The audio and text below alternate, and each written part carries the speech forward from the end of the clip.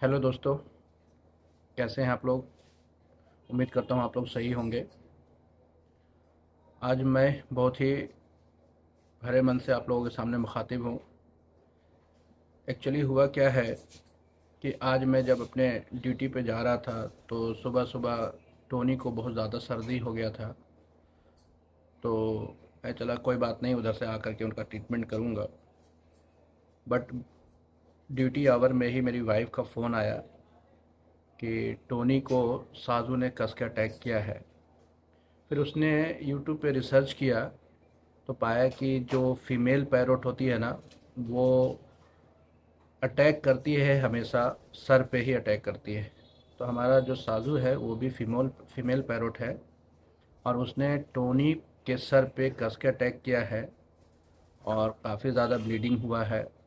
तो उस समय तो वाइफ को समझ में नहीं आया, तो वो टेम्प्रोरी क्या कि उसने हल्दी थोड़ा सा वो पेस्ट बना करके उस पर लगा दी। जैसा कि आप देख सकते हैं वीडियो में कितना ज़बरदस्त अटैक किया है।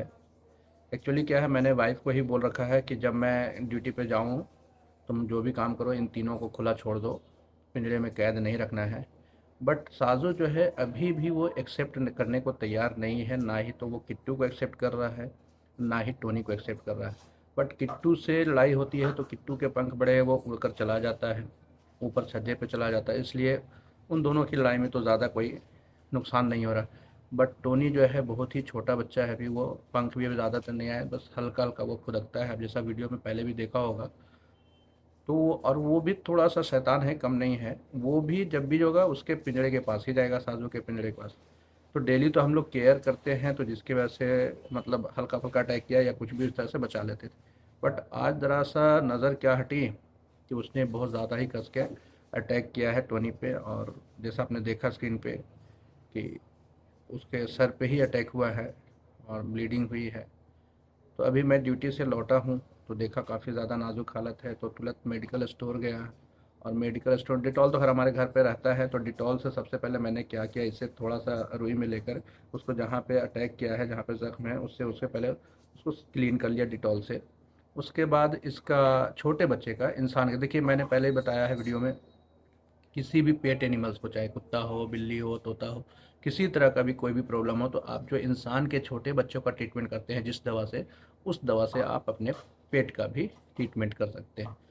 तो मैंने यूट्यूब पे सर्च करने के बाद देखा कि जब कोई पेट एनिमल्स पे किसी तरह का भी अटैक हो, चाहे वो किसी वजह से भी हो, चाहे पैरोट को पैरोट ही काट लिया हो या कोई अदर एनिमल काट लिया हो या किसी वजह से एक्सीडेंटल कुछ भी हो गया हो, तो उसके लिए एक दवा आती है। देखिए जैसा कि आपको दिख पा रहा होगा, ये सिप्लाडीन करके आता है। ये सिप्लाडीन जो है मार्केट में इजी वे में अवेलेबल है और बहुत ही लो कॉस्ट पे है। आई थिंक इसका प्राइस जो है 31 रुपीज़ है, ठीक है ना।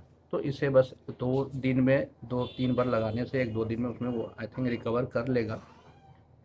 ये तो बात थी इनके ज़ख्म की, लेकिन मैं परेशान था, कल रात से इनको ज़बरदस्त सर्दी हो गई।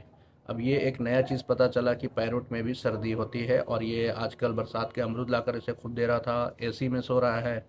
तो जिसकी वजह से आई थिंक ये साजू को कुछ नहीं होता, क्योंकि साजू हमारे पास 4 साल से है, जिसकी वजह से वो हैबिचुअल हो गया है इन सब चीज़ों का, तो उसे कोई फ़र्क नहीं पड़ता है। खूब अमरूद भी खूब खाता है, पपीता भी खाता है, एसी में भी रहता है, कोई प्रॉब्लम नहीं होता है। बट किट्टू जो है अभी नई जगह से आया है, तो वो उसे हो सकता है कि या तो छोटा बच्चा हो, एडजस्ट नहीं कर पा रहा हो, एसी भी एडजस्ट नहीं कर पा रहा हो, या फिर वो पपीता खूब खा रहा है, खाने में तो उसे बहुत अच्छा लग रहा है, लेकिन छोटे बच्चे को आप जो खिलाइएगा वो खाएगा, है ना। तो मैं नहीं समझा था कि इन लोगों को भी सर्दी होती है। बट देखा सुबह में खूब उसकी नाक बह रही थी, तो मेडिकल स्टोर से मैंने उसके सर्दी की भी दवा ले ली है, वही छोटे बेबी बच्चे का, जो इंसान के बच्चे का होता है वही दवा। देखिए आप देख सकते हैं यहाँ पे सीना रेस्ट करके है। इससे ज़्यादा नहीं, आपको 1 से 2 ड्रॉप, बस सिर्फ 1 से 2 बूंद देना, क्योंकि ये थोड़ी हार्ड दवा है, इससे नींद आती है बच्चों को। ये तो छोटा पक्षी ही है, बर्ड ही है ना। तो इससे बस 1 से 2 ड्रॉप दिन में 2 बार देंगे, 1 से 2 दिन में। आई होप सर्दी इसकी ठीक हो जाएगी।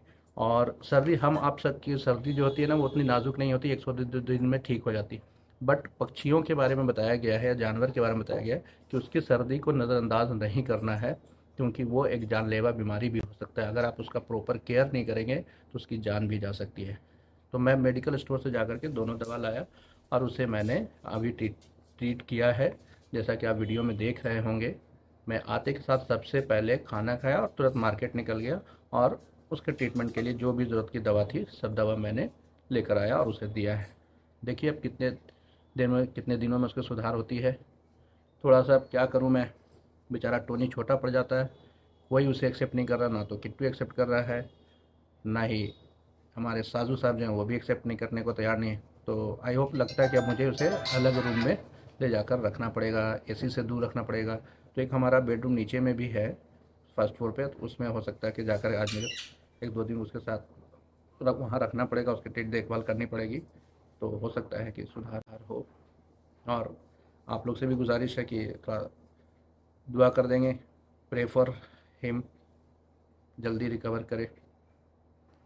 चलिए दोस्तों, फिर मिलते हैं नेक्स्ट वीडियो में, तब तक अपना ख्याल रखिए।